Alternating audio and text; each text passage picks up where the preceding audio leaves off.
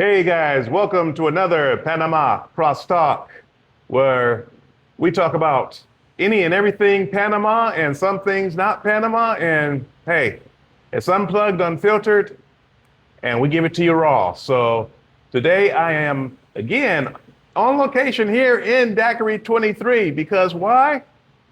This is the spot, man. I'm here with Mr. Jeffrey Carter, my man. Yes, yes, sir. Yes, sir. Yes, sir. Well, How this you is doing? what we do. We good, man. I'm good. I'm good. Always good. I wish I could say I have bad days, but as long as I'm living, ain't no day a bad day for me. No day. Well, we're going to talk about the elephant in the room. Many topics on why people are coming to Panama, Spain, Thailand, Portugal, Colombia, Rica. all over the world. But there's a mass exodus for a reason, and for some reason, people act like, I mean, my reason was clear, almost a decade and a half ago, why I wanted to live abroad and be out, just so I wouldn't have to be on all the time. Right. There you I go. could turn that Yeah. fight switch off, Right. kind of be tranquilo. But the stuff, what's your view on? I mean, bottom line is, it doesn't matter your race, creed, color, political party affiliation. No. What's right and what's wrong Right. is clear as day. Right. And what's going on up in the States right now, many people now are hearing what us Afro-Americans have been saying for decades. Exactly.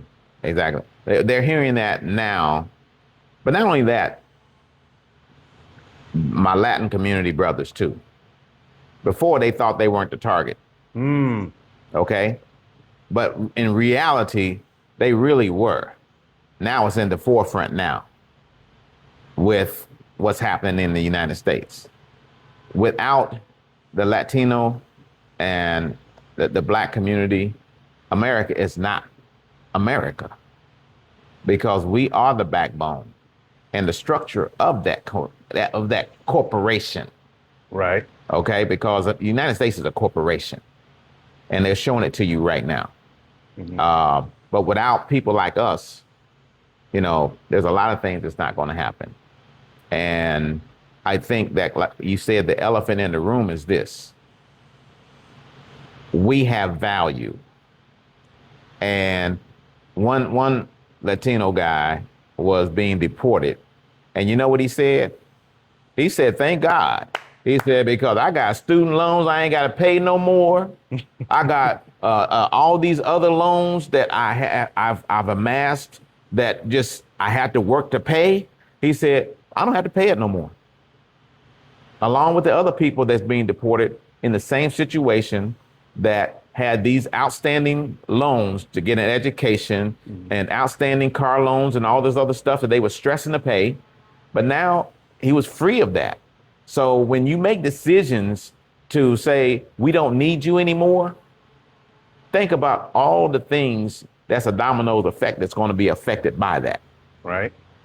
When you are attacking the farms, you're attacking the poultry farms, businesses that where a lot of those workers are Latino workers that actually supported that administration, that thought that they were above being targeted.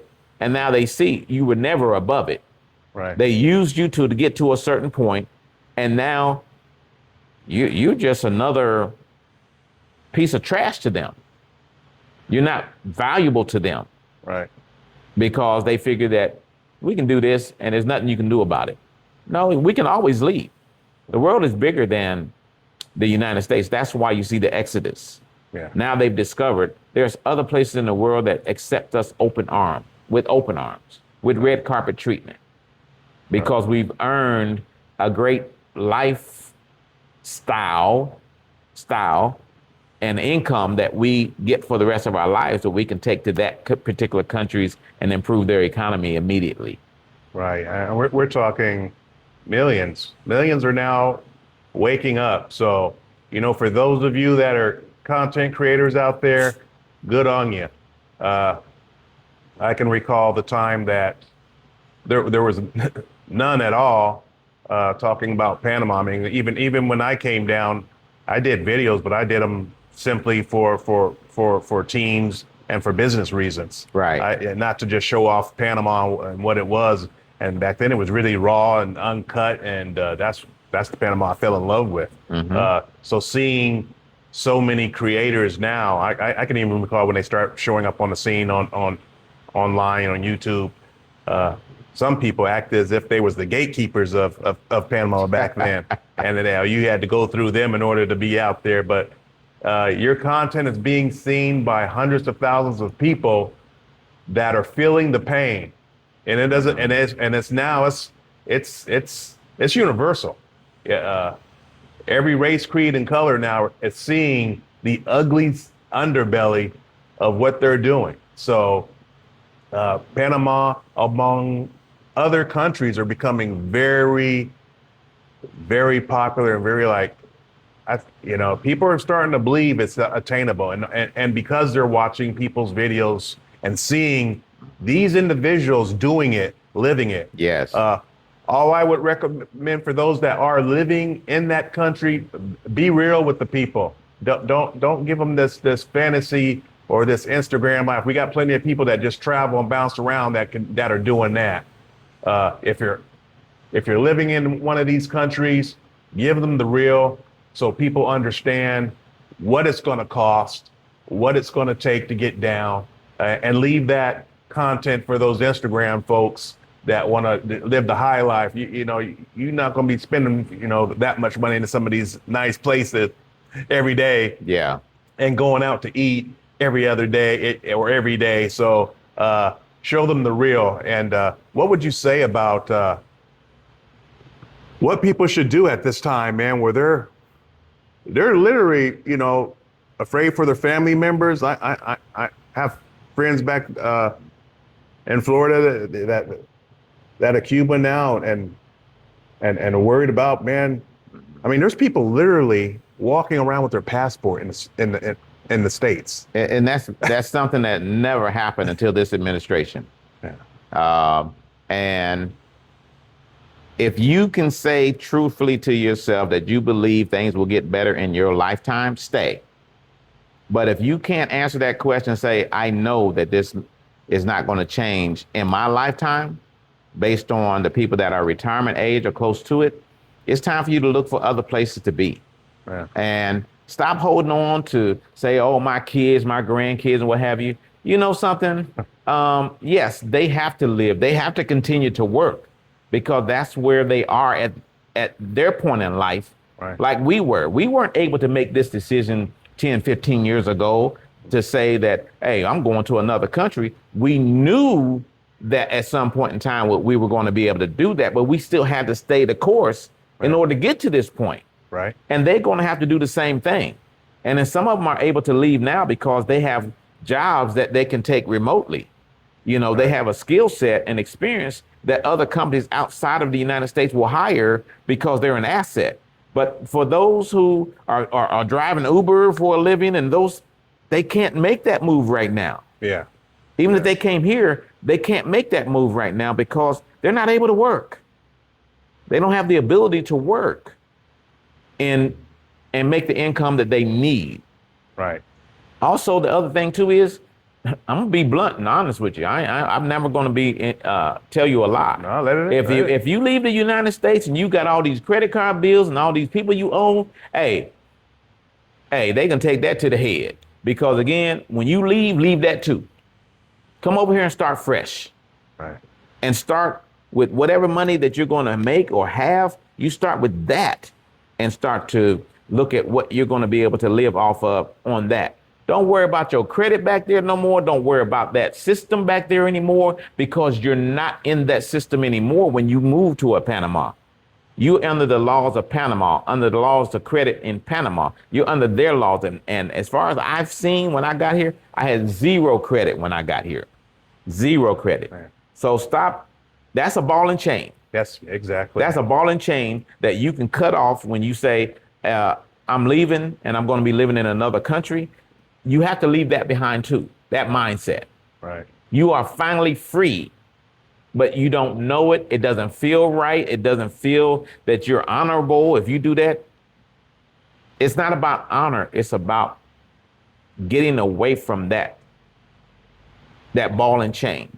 Right. And so you can start living and breathing and without anxiety of how you're going to pay this or how you're going to keep your water on, how you're going to feed yourself. You know, a lot of that stuff goes away when you leave America. A lot of that goes away because we can afford to eat good natural food without paying whole food costs because everything's natural. Right.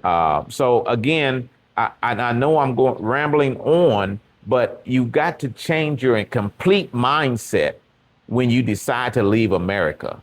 You have to leave that behind as well. It's becoming life or death. Yeah. I mean, And their life or your death. Yeah. So no, it got to be your life and their death. Yeah. You got to reverse it. yes. Singing hymns and all that is not going to work. Ooh, ooh. It ain't going to work. I mean, 2026, man, and Yeah. what you see is happening is I have zero tolerance for anyone that wants to try to speak upon like, well, they're doing some good thing. Wow. Man, you know, they ask someone why they come, and then when they tell them the reason why is because of this they want to roll their eyes and I don't want to talk about that. Oh, you want to just put your head in the sand? Then don't ask. If you don't want to hear the answer, then don't ask. Right. But people need to definitely come together and help each other out to get, to show people ways on how they can. And we're seeing it. We're seeing more families come down here now. Yes. I mean, Yes. if you hold a trade, a skill set and a good profession back there, you can do something. You just have to be willing to leave it. I mean, that attachment, it draws a lot of people like, oh, I've been here for so many years. Yeah, but look at what it's costing people. Yeah. And as I was talking to someone before, I said, you can say, oh, I would just stay out of it. You cannot do that. People are finding out when it's in your city, it's happening down your street. You can't help but just go out and want to help. And then many people are just going out there just trying to do what they can do and get mowed down. So you can say, it's easy for you to say, oh, I'll just stay. But when it's coming down your street and it's coming in a town near you. And just because you're no one you know, no family member you know, this has happened to. Yeah.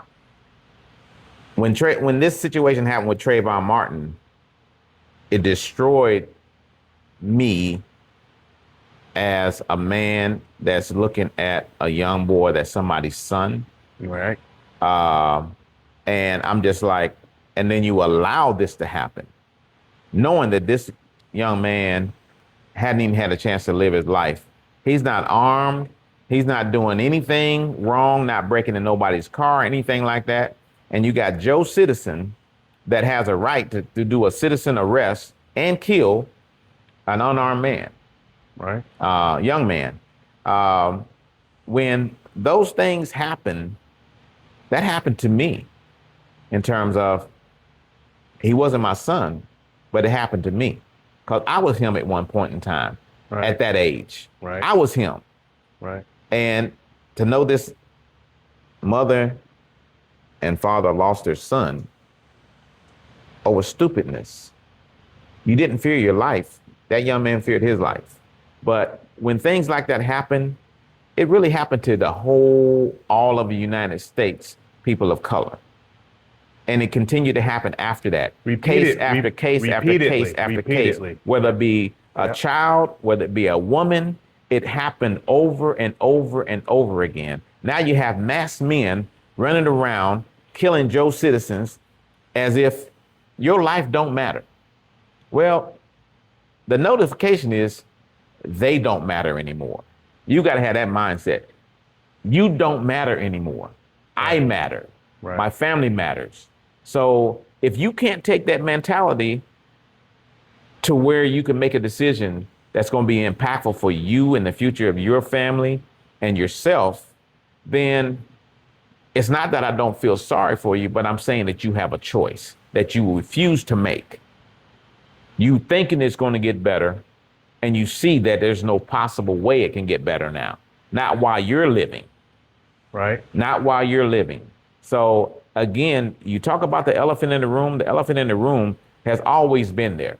Always. Especially any of us that spend time in the military, any of us that worked for the federal government at a certain level, any of us that's been in other countries working for that same institution in other countries and seeing how it really works, seeing how you're really treated, how people value you because of where you come from.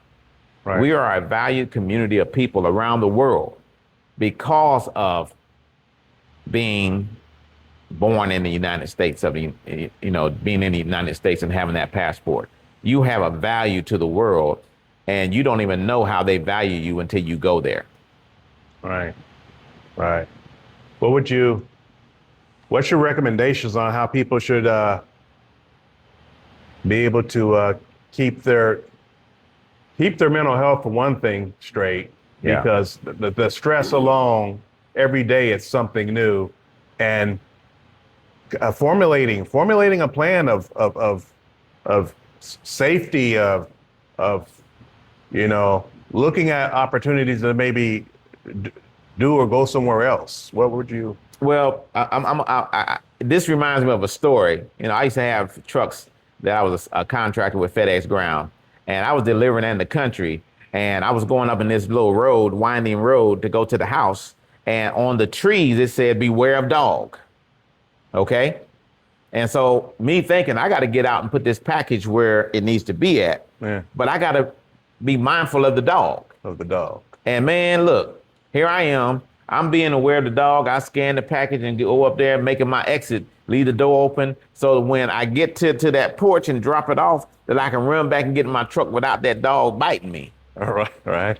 Well, man, I ran back to my truck and went to jump in, and boom, hit my head. I saw stars. I saw stars, man. Look, I still ain't seen that dog, but I saw some stars. I'm telling this story because you asked me what would I do. Don't fear what's not happened to you yet, but be prepared. Have an exit plan. Yeah. Just don't hit your head. Don't get like that. Have an exit plan, because that passport you need. Yeah. The FBI report you need. Right. If you know that this is something that you have to do, get it, do it, and be prepared to have an exit plan. The other thing too is for my homeowners out here that have a home with good credit, and you worried about selling that home, refinance it, get your equity, and then put the home on the market. If you know you're not going to live in America and that house don't sell, you got your cash. You let them worry about that. There you go. Okay? And that's just the real. Yeah. That's your exit plan. That's part of your plan. There you go. There you go. So again, I'm going to tell you the honest truth. I was born up in a not so well family, but I was born with common sense. You put me in this situation to make this decision. Right. I didn't put myself in this situation. You put me in there, US of A. You did this. So now you're going to have to pay the consequences as well. Right. And all of you institutional lenders are going to have to pay the consequences as well, because you've been charging all these interest rates and things like that, as to where you're holding me hostage for 30 years to pay for something that I could pay for in 15. Right. So again, you've got to make a decision. You've got to be responsible for yourself now. Yeah. And that's my advice. You just got to start thinking outside the box while you're in the box. Get your passport. Get it now. Get it now, because I can foresee them all of a sudden, oh, we're not processing passports anymore. You have no passport. I guess your option is go to San Juan. Yeah. They want you to leave, but they're not going to allow you to have a plan for you to leave. Right. So again, if they're going to stop you from leaving because you don't have a passport, you better get one now while you can, even for your kids. Yeah. Make sure they get one. $125 get a passport? 175? Yeah. Something about Less that. than $200, you can actually got the freedom to leave. Man, I remember before even the election, mine came up for renewal, and when I didn't have mine, oh my goodness, you talking about anxiety? Yes. Yes. I'm like waiting for my new one to come back, and they got my old one. Yeah. Boy, I felt like Django or something, man. Yeah. It's real. That stress level is real. So, guys, people are moving for a lot of different reasons, but you always got these trolls that want to come there. Oh, you hate America. No, man. I have the ability to leave. I can go wherever. I paid my dues. Yes. And many others have paid their dues. Exactly. We ain't asking for anything that is not ours already. Right. So and there's several elements in the room that we can touch on, but it's almost like not afraid to touch on. It's just that some people can't receive it. yeah, they're not ready to receive it. Segregation is one thing that's happening that I see that's happening here. Me and you, I'm good to everybody. I don't care what their race is. If you are a good person, we're just good people. We're Right. human beings. But some people have segregated themselves away from each other here in Panama. So And who are people like the Panamanians or? no, because a Panamanian is a Panamanian. Right. It's not based on race Right. or the color of your skin. Right. But when those of us who've come from countries that where the color of the skin is identifiable, that you may not be from this country because of the color of your skin, we've come here now with a segregated mindset too. And I didn't come to Panama for a segregated mindset, Right. because if I'm playing golf with you, your color ain't got nothing to do with what I'm getting ready to do to you on this golf course. And what you about to hand over is going to be green. Exactly. So again, that needs to be addressed as well, because I see the segregation between the races here from people coming from up north to Panama. And that's something that should not exist here. But we brought it with us, but it's hard for us to get that out of our mindset. Right. It's hard. Daiquiri 23 change in location allowed us to be a melting pot now. But Right. before, it was only, people think that Daiquiri 23 is only segregated for this race of people. No, Daiquiri 23 is a business. We're Right. here for everybody. But based on the different groups and the names of the groups and what have you, people don't feel welcome. Yeah. And that's an elephant in the room as well.